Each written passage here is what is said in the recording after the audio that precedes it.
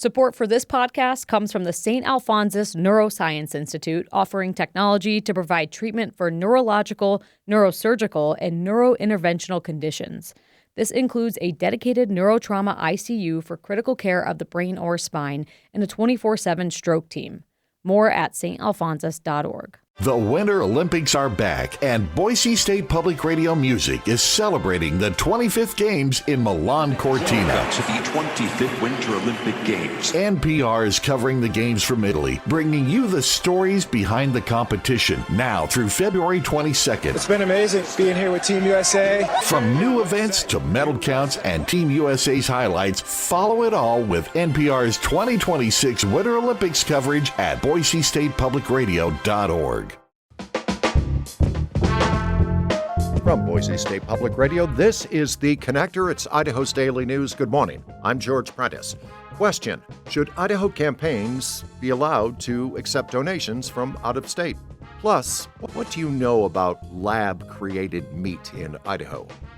It is Wednesday, and it's the 18th of February. Those stories and much more. Here we go with today's stories.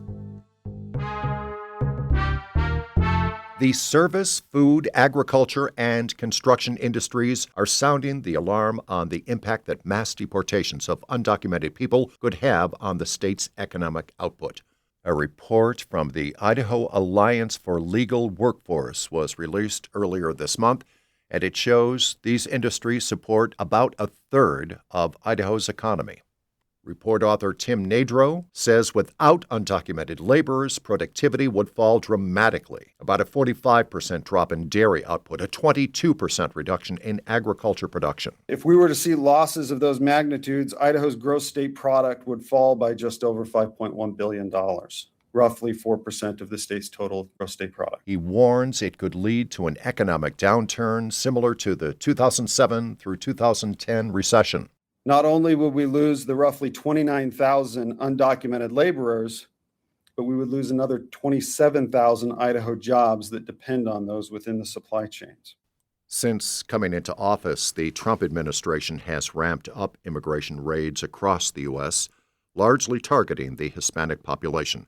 And last October, local law enforcement agencies teamed up with the FBI and the Department of Homeland Security to descend upon the small agricultural town of Wilder, where they arrested 105 undocumented people.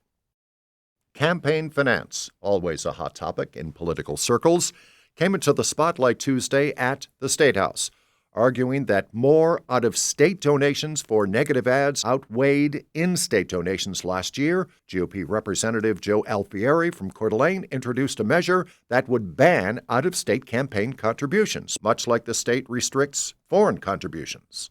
A campaign contribution from out of state is akin to having your neighbor tell you where you should send your child to school. Unlimited spending drowns out the voices of the everyday Idahoan. But Representative Stephanie Mickelson pointed to the landmark Citizens United ruling from the Supreme Court, equating donations in and out of state as free speech. Is if you can't figure out how to address those issues, then I think it just hampers everybody else that's playing by the rules.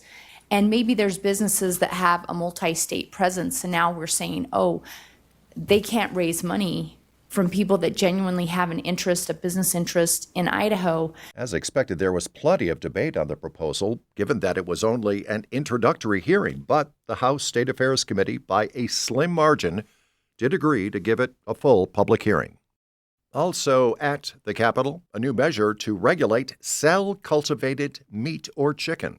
In other words, it's lab-grown meat, and the bill would not allow manufacturers to use terms like roast or brisket. The bill from GOP State Senator Tammy Nichols would have Idaho join a growing number of states calling for proper labeling in stores and restaurants of cell-cultivated meat.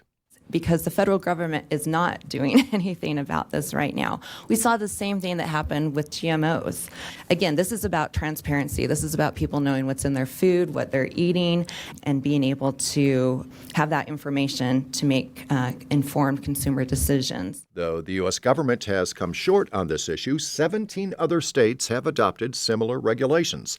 The Senate Agriculture Committee yesterday agreed to send Senate Bill 1270 to the amending order for some clarifications, but committee members did express their support for the new regulations as it heads now to the full Senate for its consideration.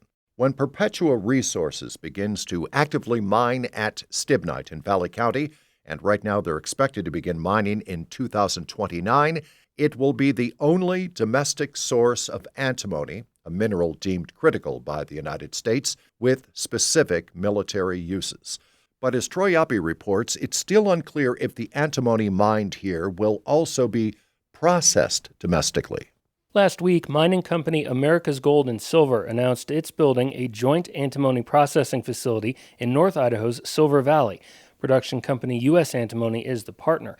Perpetua Resources says it doesn't know if the facility will be available or capable of taking mined antimony from Stibnite, which can be different from antimony found in North Idaho. The question of where Perpetua will have to ship its rock remains unanswered. Last year, the company announced it was partnering with the Idaho National Laboratory for a pilot plant that would refine military-grade antimony. Perpetua says it has an open RFP, request for proposals, out to American companies for commercial antimony processing.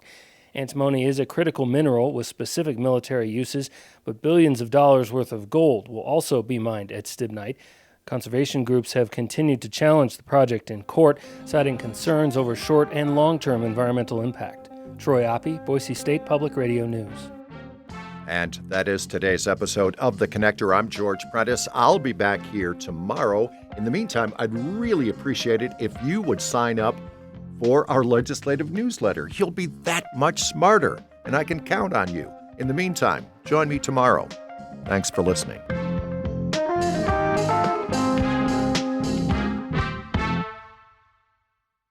Hi, it's Terry Gross, host of Fresh Air. Hey, take a break from the 24-hour news cycle with us and listen to long-form interviews with your favorite authors, actors, filmmakers, comedians, and musicians, the people making the art that nourishes us and speaks to our times. So listen to the Fresh Air podcast from NPR and WHYY.